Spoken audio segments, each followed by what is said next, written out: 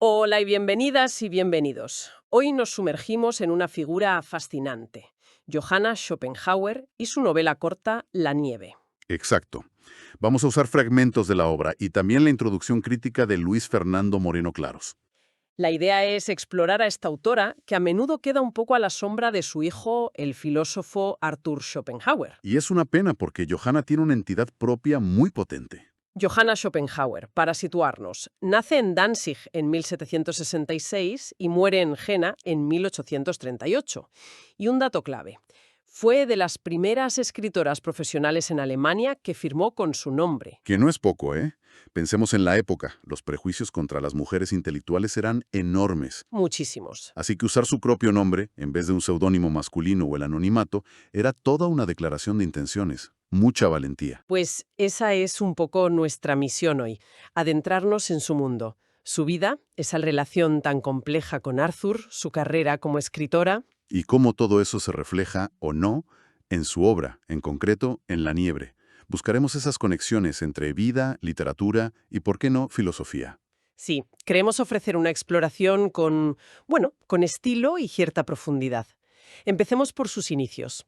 Tuvo una educación bastante esmerada y poco convencional para una chica de su tiempo. Sí, aprendió inglés, geografía, astronomía, leyó a los clásicos, historia, una formación muy completa. Y desde joven, un gran amor por la literatura. Shakespeare, Voltaire y también por el arte. Admiraba a Angélica Kauffmann, incluso soñó con ser pintora. Ah, pero ahí chocó con la realidad. Las limitaciones sociales para una mujer artista eran tremendas. Claro. Ese sueño tuvo que quedarse en eso, en un sueño. Se le impuso, digamos, un camino más realista. Es interesante ver cómo esas expectativas ya empiezan a moldear su vida. Y ese camino realista incluyó, a los 18 años, casarse con Heinrich Floris Schopenhauer, un comerciante muy rico, culto, pero casi 40 años mayor que ella. Un matrimonio de conveniencia, claramente. Ella misma lo reconoció. No buscaba pasión, sino estabilidad, respeto. Su objetivo era ser buena esposa, evitar los celos de él. Y bueno, el matrimonio le abrió puertas como viajar mucho por Europa. De hecho, Arthur fue concebido en Inglaterra, aunque parece que volvieron de Londres algo precipitadamente, quizás por los celos de Heinrich, ¿no? Es una de las teorías. Tuvieron dos hijos, Arthur en 1788 y Adele en 1797. Me parece fascinante esa combinación. Por un lado, el pragmatismo de Johanna al aceptar ese matrimonio, y por otro, la personalidad de Heinrich Floris, un hombre con ideales republicanos, pero a la vez celoso, quizás depresivo. Sí, un carácter complejo. Se trasladaron a Hamburgo en 1793 y allí Johanna tuvo una vida social muy activa. Luego vino el gran viaje europeo de 1803-1804 con Henrik y Arthur. Ese viaje fue casi un pacto con Arthur, ¿verdad? Exacto. Podía viajar, disfrutar de la cultura, pero a cambio debía formarse como comerciante. Tenía que renunciar, al menos temporalmente, a sus ganas de ir a la universidad. Ahí ya vemos la tensión clara. Las expectativas del padre contra las ambiciones intelectuales del hijo. Un conflicto que, bueno, marcaría toda su relación. Y entonces llega un momento muy duro. Abril de 1805, la muerte de Heinrich Floris. Lo encontraron en un canal junto a uno de sus almacenes. La versión oficial fue accidente. Pero la sombra del suicidio siempre estuvo ahí. Se hablaba de sus desequilibrios, su sordera creciente, los celos.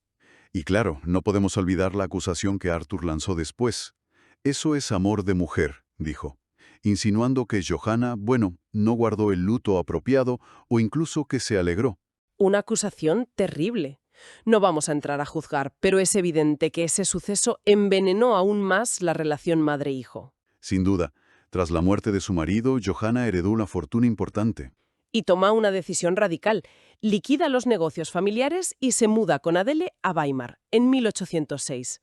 Buscaba independencia y, sobre todo, un ambiente cultural más rico, un nuevo comienzo. Weimar, la ciudad de las musas. Schiller, Wieland, Herder, Goethe, vaya sitio eligió. Llegó justo en un momento convulsoso, ¿eh? Las tropas de Napoleón entraban en la ciudad tras la batalla de Jena, pero ella, lejos de asustarse, Cuéntanos, ¿qué hizo? Pues mostró una serenidad increíble, soportó los bombardeos franceses y como hablaba francés perfectamente, se enfrentó a los soldados que entraban a saquear las casas.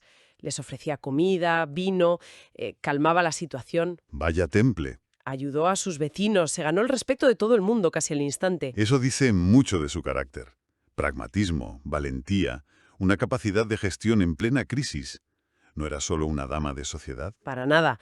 Y poco después llegó el encuentro clave con Goethe. Él la visitó movido por la curiosidad hacia esta viuda recién llegada. Pero el momento decisivo fue otro, ¿no? ¿El relacionado con Christiane Vulpius? Exacto. Christiane era la esposa de Goethe, de origen humilde. La alta sociedad de Weimar la rechazaba, la ignoraba. ¿Y Johanna qué hizo? La acogió en su casa con total cordialidad, sin ningún prejuicio. Un movimiento socialmente muy inteligente y a la vez audaz.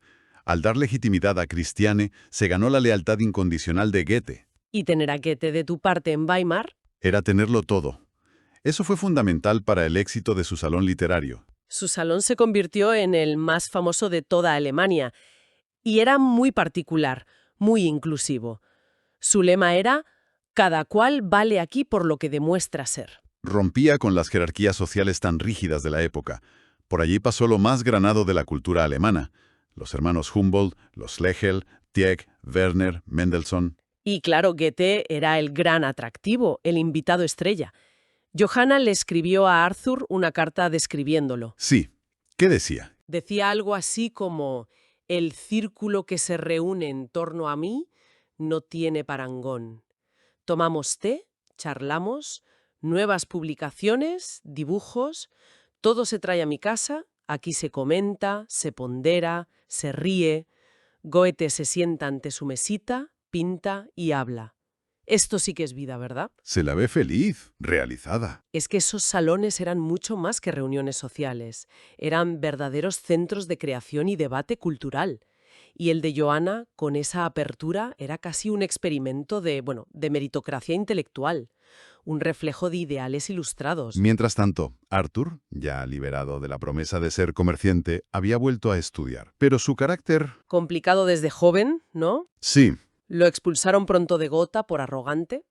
Hizo una sátira contra un profesor. La relación con Johanna se iba tensando cada vez más. hay una carta de ella que es tremenda. Uf, sí. Le dice directamente: «Eres pesado e insoportable, y considero harto penoso convivir contigo. Todas tus buenas cualidades quedan ensombrecidas por tu superinteligencia, porque eres incapaz de dominar la manía de querer saberlo todo mejor que nadie». Durísima. Es que eran personalidades totalmente opuestas. Ella, extrovertida, sociable, optimista dentro de lo que cabe. Él, ya entonces, pesimista, misántropo, con esa soberbia intelectual. La famosa frase de Johanna lo resume bien. «Deseo que seas feliz, pero no necesito ser testigo de ello». Marca una distancia brutal. Totalmente. Arthur se volcó en sus estudios, primero medicina, luego filosofía, pero a Johanna la filosofía de su hijo y él le contestó algo profético y bastante hiriente, ¿no? Sí que su obra se leería cuando la de ella ya estuviera olvidada en las librerías de viejo. Más allá de la anécdota, se ve una desconexión profunda. Visiones del mundo totalmente distintas. Ella en lo social, el arte, la literatura como reflejo de la vida. Él buscando las raíces metafísicas del sufrimiento. La ruptura definitiva llegó en 1814. Las tensiones en casa eran insoportables, parece que agravadas por la presencia de un amigo de Johanna, Müller von Gerstenberg, a quien Arthur detestaba. Johanna tomó una decisión drástica. Lo expulsó de casa. Y no de palabra, no. Le envió una carta. Una carta que es demoledora. Sí, le acusa de todo. Tu desconfianza, la censura que ejerce sobre mi vida, el desdeñoso comportamiento y el desprecio hacia todo el género femenino, tu negativa manifiesta a contribuir a mi felicidad, tu mal humor, y concluye: has hecho que termines pareciéndome absolutamente odioso. Uf, es imposible no leer esa carta y pensar en la misoginia que Arthur desarrollaría después, en escritos como Sobre las mujeres. Es casi como si Johanna estuviera diagnosticando lo que vendría. Totalmente. Y contrasta mucho con la relación que Johanna sí tuvo con otros hombres, amigos cercanos como Fernau o el escritor Karl von Holtei, relaciones afectuosas, intelectualmente estimulantes. Sí, parece que el problema era específicamente con Arthur, esa dinámica particular. La vida de Johanna dio otro giro inesperado en 1818, la quiebra del Banco Mull. Y eso supuso la ruina económica para ella y para Adele. Perder la dote en esa época complicaba mucho sus perspectivas de matrimonio y de vida. Sin duda. Y esta necesidad económica, unida a que a ella ya le gustaba escribir, le empujó a dedicarse de lleno a la literatura de forma profesional. Ya había publicado algo antes, ¿no? Una biografía. Sí, la de su amigo Carl Ludwig Fernau en 1810. Pero ahora escribir se convirtió en su principal medio de vida. Y lo hizo, como ya dijimos, firmando con su nombre. Insisto en la valentía de eso. Rechazó usar seudónimos, algo muy común entre las escritoras de la época para evitar prejuicios. Aunque ella lo justificara por necesidad, estaba abriendo camino. Y su producción fue bastante extensa. Escribió libros de viajes que tuvieron mucho éxito y aún hoy se leen con interés, como sus Recuerdos de un viaje. Sí, parece que sus libros de viajes han envejecido mejor que sus novelas. Tenía una gran capacidad de observación. También escribió relatos cortos y varias novelas. Gabriele, que recibió elogios del propio Goethe, Nada menos. Ditante, Sidonia. Su estilo se encuadra en lo que se llama Empfindsamkeit, la literatura de la sensibilidad, muy de la época, y en el primer romanticismo alemán. La llegaron a llamar la Style alemana. Exacto. Sus novelas a menudo tratan temas como la tensión entre el matrimonio de conveniencia y el amor verdadero, la renuncia al deseo por el deber. Son lo que se llaman Entsagungsromane, novelas de renuncia. Y a veces también Bildungsroman, novelas de formación. Es inevitable pensar si reflejaba algo de su propia vida en esos temas. Es tentador, desde luego. Esa incompatibilidad entre matrimonio y amor, la renuncia, parece que son temas que le tocaban de cerca. Publicó sus obras completas, 24 volúmenes. Y dejó una autobiografía inacabada, Juventud y cuadros de viaje. Los últimos años de su vida fueron más difíciles. El Salón de Weimar empezó a declinar. Sí, los tiempos estaban cambiando.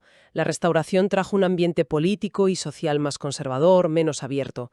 Además, tuvo problemas de salud, una apoplejía en 1823. Se mudó de Weimar. Vivió en Unkel, en Bonn, apoyada por amigas como Sivite Mertens Schaffhausen. Tuvo también problemas con los editores. Recibió una pensión, pero ya tarde. Finalmente se trasladó a Jena, donde murió en abril de 1838. Su hija Adele murió unos años después, en 1847. Su muerte cierra, en cierto modo, una época dorada de la cultura en Weimar. Y aunque durante mucho tiempo su figura quedó eclipsada por Arthur, hoy se la está redescubriendo.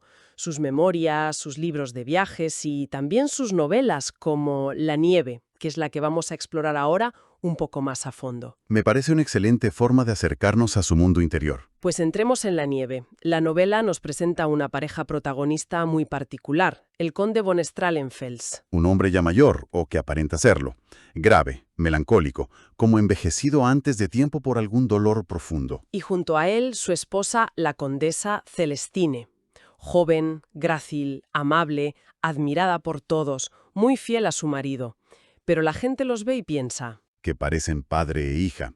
Ese contraste inicial ya nos mete de lleno en uno de los grandes temas, las apariencias, lo que se ve por fuera, frente a la realidad interior, a las marcas que deja el sufrimiento. el conde es embajador, cumple con sus obligaciones sociales, pero se nota que está cansado del mundo. Celestine, en cambio, disfruta de la vida social, pero con moderación, prefiere su círculo íntimo. Un salón propio como el de Johanna Genges en Weimar, un espacio donde, dice la novela, cada cual valía solo por lo que era. La conexión es evidente. Ahí explora los roles sociales, la tensión entre la vida pública y la vida interior. En ese salón conocemos a otros personajes. El maestro Hubert, un pintor anciano y sabio, Que actúa un poco como narrador secundario. y a su pupila, Lily, una niña de unos 12 años, muy sensible, casi etérea, con cierta dificultad para expresarse con palabras, pero muy conectada con la música. Lily representa la sensibilidad artística, el arte como refugio, y Hubert el arquetipo del sabio, del confidente. Una noche, tras ir al teatro, La conversación en el salón deriva hacia un tema curioso: las premoniciones. Huber se muestra algo escéptico al principio. Dice que las premoniciones existen solo de verdad para quien cree en ellos. Lo compara con el daltonismo. Quien no lo padece no puede entender cómo ve el mundo un daltónico.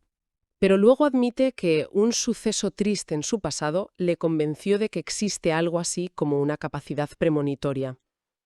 Habla de un hilo negro que guía el destino, de una fuerza interior, un secreto pavor, un apasionado apremio que nos empuja. Ahí entramos en un terreno filosófico interesante. La relación entre creencia y realidad, la percepción, el destino frente a la profecía autocumplida. ¿Presentimos lo que va a pasar o nuestra creencia hace que pase? El grupo le pide a Hubert que cuente esa historia que tanto le marcó. Él duda. Siente el impulso de contarla, pero a la vez un temor extraño.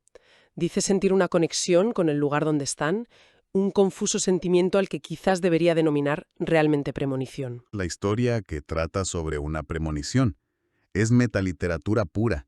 La tensión narrativa es doble. Celestine lo anima a hablar, y Hubert comienza su relato. Nos transporta a Italia, 20 años atrás. Y nos presenta a Víctor. Víctor, un joven amigo suyo, alemán, de familia noble pero criado en Italia. Bellísimo, dice Hubert, con una apariencia semejante a la de un dios. Talentoso pintor, lleno de vitalidad. Un personaje que encarna el ideal romántico en estado puro. La juventud, la belleza, el genio artístico y una profunda amistad con Hubert, basada en el reconocimiento mutuo. El arte de Víctor se centra en los paisajes italianos, pero siente un anhelo extraño, una fascinación mezclada con temor, por el norte. Sueña con mágicas cavidades de brillantes cristales, bosques helados, la aurora boreal. Es la fascinación romántica por lo sublime, por lo desconocido, por el contraste con el sur luminoso, pero ya se intuye un conflicto interno en Víctor, esa mezcla de atracción y pavor. El momento clave llega durante un viaje a Verona. Están en el anfiteatro romano, al atardecer, y de repente, Víctor ve a lo lejos los Alpes tiroleses cubiertos de nieve, iluminados por el sol poniente. Una imagen potentísima. La reacción de Víctor es inmediata y febril. Huberto, es la nieve eterna. Así que eso es lo que a mí me falta. Vayamos allá. Insiste apasionadamente. Huberto, mi fiel Huberto, así de pura, así de luminosa, así de silenciosa, querría yo que fuera la vida. La nieve aquí adquiere un simbolismo muy fuerte. Pureza, silencio, luz, pero quizás también, inconscientemente, la quietud de la muerte. Es la llamada del norte hecha visible. Hubert, reflexionando a posteriori, lo ve como una señal de peligro que Víctor ignoró. Su espíritu guardián le envió una señal de retirada, pero el anhelo fue más fuerte. Viajan hacia el norte. Tirol, Alemania, Suiza. Llegan al valle de Chamonix. Hubert intenta dibujar una cascada, pero Víctor está impaciente, inquieto. Hubert cae enfermo, con reumatismo. Y Víctor no puede esperar. No, insiste en ir solo al pueblo de Chamonix. Dice, aquí no me retiene nada, me embarga tal inquietud, es como si me sintiera llamado por voces espectrales. Promete esperar a Hubert allí. Esa inquietud creciente, esa sensación de ser llamado, refuerza la idea de un destino inevitable, de una fuerza que lo arrastra. Cuando Hubert, ya recuperado, llega a Chamonix, encuentra a Víctor. Pero no está solo, está con una joven dama extranjera, muy bella, amable. Hubert nota el lujo que la rodea. Sirvientes, un coche elegante. Oye a un aya decir algo en alemán sobre la condesa. El encuentro crucial. Víctor regresa con la dama. Hubert se queda impactado por la belleza de ambos. Parecen hechos el uno para el otro. Víctor está en éxtasis. Abraza a Hubert en silencio, como diciendo, así que esto era lo que no te dejaba en paz. El amor a primera vista. El destino que parece cumplirse. Temas muy románticos. A la mañana siguiente, Víctor se va muy temprano. Dice que va a una misa matutina bajo el tronar de los aludes. Pide paciencia a Hubert. Poco después, llega un caballero de aspecto severo que la novela llama Signor Pantalone. Un nombre curioso como de la comedia del arte, que sugiere un rol preestablecido, quizás de guardián o impedimento. Víctor regresa con la condesa. Pantaleone le entrega una carta a ella y le anuncia que deben partir de inmediato. Hay una despedida apresurada entre la condesa y Víctor. Ella le da una rosa. Guárdemela como recuerdo. Y se va.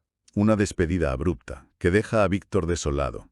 Y justo en este punto de la narración de Hubert, volvemos al presente del salón. Se oye un grito de Celestine y el conde Strahlenfels cae desplomado. Vaya interrupción. La tensión es máxima. El pasado narrado impacta directamente en el presente de los oyentes. Celestine se recupera rápidamente, pide disculpas por su debilidad nerviosa y, sorprendentemente, pide a Hubert que continúe su historia. Quiere saber qué pasó con Víctor. ¿Qué fortaleza la de Celestine? O quizás, ¿qué necesidad de saber, de entender algo que la afecta profundamente? ¿Qué oculta? Hubert continúa. Narra la profunda tristeza de Víctor tras la partida de la condesa. Regresan a Italia. Hubert espera que el tiempo cure a su amigo, pero Víctor recae en su melancolía. Esas formaciones vaporosas ya no me ilusionan, dice sobre las nubes que antes le fascinaban. El dolor persiste. La herida no cierra. El mundo ha perdido su magia para él. Se instalan en Bolonia, luego Víctor se va solo. Hubert lo espera en Roma. Meses después, Víctor regresa. Ha madurado físicamente, pero su arte ha perdido la chispa, la magia. Intenta retomar su vida social. Es entonces cuando conocen a Gaetana. La modelo. Sí, una modelo bellísima, pero muy modesta y reservada. Víctor reacciona con una mezcla de temor y admiración al verla. Ella se enamora profundamente de él. Modela solo para Hubert y Víctor la protege paternalmente. Hubert alberga una falsa esperanza. Gaetana representa quizás un amor más terrenal, más posible. Pero el corazón de Víctor sigue en otro lugar. Es la complejidad del amor no correspondido, de las lealtades del corazón. La melancolía de Víctor no desaparece.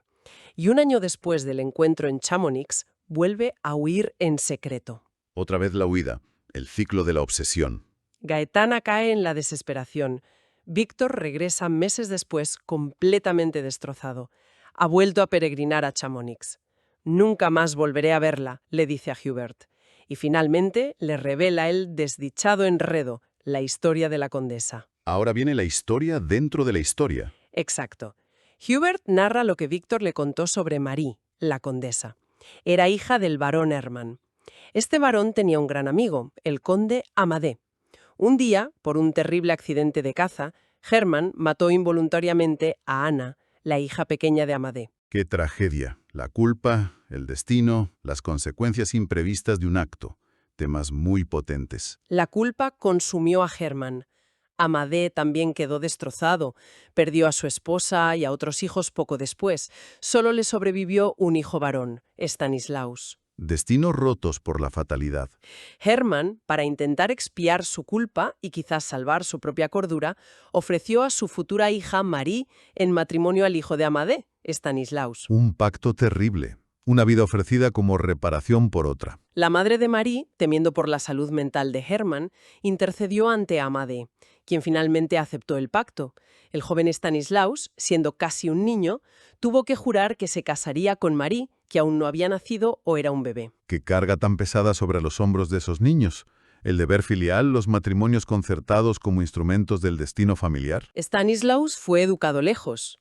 Marie creció sabiendo que su destino estaba sellado, que debía casarse con ese hombre desconocido. Cuando la madre de Marie enfermó gravemente, llamaron a Stanislaus, que ya tendría unos 20 años. ¿Y se casaron entonces? Sí, la boda se celebró junto al lecho de muerte de la madre, e inmediatamente después Stanislaus se marchó. Pasaron años separados, él dedicado a la política, a la diplomacia. Parece que sentía una mezcla de deber y temor hacia ese matrimonio impuesto. Se perfila el carácter de Stanislaus, severo, marcado por el deber, quizá incapaz de amar o temeroso de hacerlo. Marie vivió con su padre hasta que éste murió. Creció hermosa, pero tímida y temerosa de su futuro. Recibía cartas frías de Stanislaus. Al quedar huérfana y con la salud delicada, le aconsejaron viajar a Suiza para recuperarse. Fue allí, en Interlaken, donde estaba cuando conoció a Víctor. Ah, o sea que el encuentro en Chamonix. Quito adecuado bajo el nombre que él le indicó usar, Conde Stanislaus Czaratoffsky. Y aquí es donde Celestine. Exacto. Al oír Hubert pronunciar ese nombre, Stanislaus Czaratoffsky, Celestine vuelve a gritar, rompe a llorar. Y todo encaja. Ella es Marie. Ella es Marie. Víctor era su hermano, Raymond Victor. Ella había estado buscando la verdad sobre la muerte de su hermano, sobre la que corrían rumores terribles, y el conde Strahlenfels, su marido. Es Stanislaus Czaratoffsky. Se casó con él sin saber toda la historia, sin saber que era el hombre al que su hermano había amado imposiblemente. Y él seguramente tampoco sabía quién era Víctor para ella. Incluso sabe otro apellido, Strahlenfels. El cambio de nombre, el pasado oculto, todo sale a la luz gracias a la narración de Hubert. Es increíble cómo la historia desentierra la verdad y conecta todos los hilos. Identidad, destino, culpa, reconciliación, la narración como revelación. El final de la historia de Hubert, que la fuente resume, es que Lily, la niña sensible, ¿Qué pasa con ella? es hija de Gaetana, la modelo. Gaetana, creyendo que Víctor era un pecador por su amor imposible, se hizo monja penitente y le confió la niña a Hubert. Y ahora Hubert. Se la entrega a Celestine, revelando que es su sobrina. Y Celestine, ahora que conoce toda la verdad y liberada en cierto modo del peso del pasado, acoge a Lily. Un final agridulce, pero con un punto de esperanza, de reconstrucción familiar. Pues así cerramos el círculo. Hemos recorrido la vida de Johanna Schopenhauer, su independencia, su brillante salón, su papel pionero como escritora, esa relación tan difícil con su hijo. Y hemos visto cómo en La nieve resuenan muchos de esos temas. El peso del pasado, el conflicto entre el deber y el deseo, las apariencias sociales, el sufrimiento. Es fascinante ver cómo se entrelazan vida y obra, ¿verdad? La exploración de Johanna sobre el destino, la lección, la pasión, la renuncia. Parece beber directamente de sus propias vivencias y de su aguda observación del mundo. Sin duda, La nieve es un ejemplo perfecto de esa complejidad, de cómo abordaba los grandes dilemas humanos a través de sus personajes y sus tramas. Y nos deja con una pregunta, flotando quizás. A ver, ¿Hasta qué punto somos, sin saberlo, portadores de las historias no contadas, de las culpas, los secretos y los anhelos de quienes nos precedieron? ¿Hasta qué punto nuestras vidas están tejidas con esos hilos invisibles del legado familiar, como les ocurría a Celestine, a Víctor, a Stanislaus? Una reflexión profunda, sí. Ese legado oculto que a veces nos condiciona más de lo que pensamos. Les animamos, desde luego, a buscar y leer la obra de Johanna Schopenhauer. Es una voz rescatada del olvido que, como ven, tiene mucho que ofrecernos. Muchísimo. Ha sido un placer explorar su mundo hoy. Igualmente. Gracias por acompañarnos en esta exploración. Hasta la próxima.